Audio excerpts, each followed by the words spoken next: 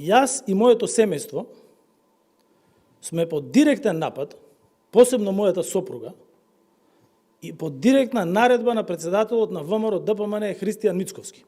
Од прв ден.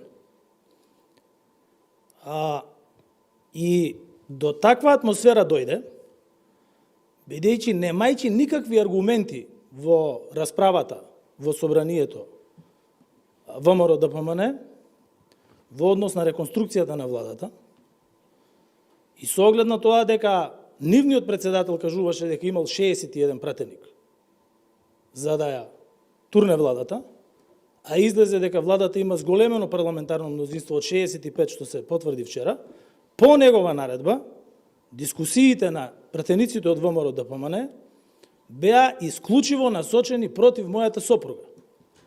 Иако тој знае за одредени здравствени предизвици кои што мојата сопруга ги имаше и ги има.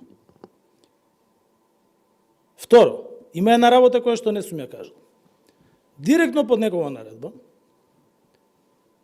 за мојата малолетна ќерка, во текот на месец јули, минатата година, кога се носеше францускиот предлог, беа правени недолични видеа на апликацијата TikTok.